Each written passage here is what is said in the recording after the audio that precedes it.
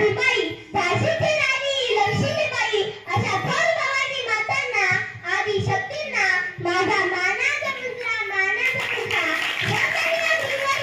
सन्माननीय व्यासपीठ इथे जमलेले प्रमुख पाहुणे आणि माझा प्रिय मित्र मैत्रिणींनो, मी प्रसिद्धी आणि इव्हेंटवर वर्ग 4 मी माझे मनोगत व्यक्त करीत आहे. राष्ट्रमाता माँसाहेब जिजाऊ यांनी रयतेच्या कल्याणासाठी 16व्या वर्षी स्वराज्याची स्थापना केली.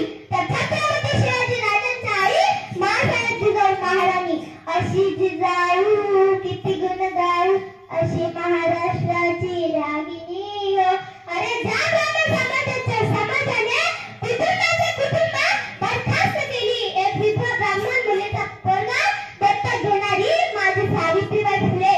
सावित्रीबाई फुले भवानी आहे. सावित्रीबाई फुले भवानी आहे. माँसाहेब जिजाऊ भवानी आहे. माँसाहेब आहे. अहिल्याबाई होळकर भवानी आहे. अहिल्याबाई होळकर भवानी आहे. बाबासाहेबांसाठी क्षणाचं गौरव थापून बाजाला मध्ये विकून भीमराव आंबेडकरांना पैसे पुरवणारी त्यांची बायको रमाई. 4 पोरं मेली पण त्यांनी त्यांच्या नवऱ्याला कळवलं नाही. माझा नवरा इलायतेला गेलाय बॅरिस्टर होण्यासाठी.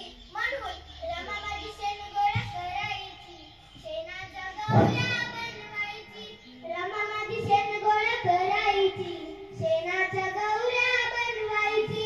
बाजारी नेहून विकायची, भीमाला पैसे पुरवायची. तिची लक्ष्मी गवारी झाली ग, तिची लक्ष्मी गवारी झाली ग.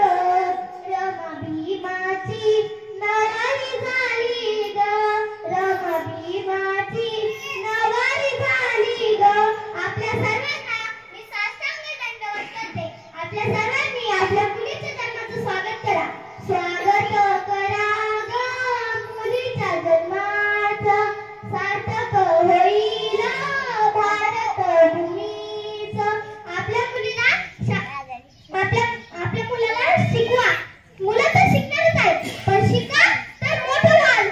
छत्रपती फुले आंबेडकर व्हाल. छत्रपती फुले आंबेडकर व्हाल. पोरींना शाळेत पाठवा. शिकायला लाजू नको ग, येडेवानी वागू नको ग. आडाणी राहू न बाई ग, वाटून करू नको ग.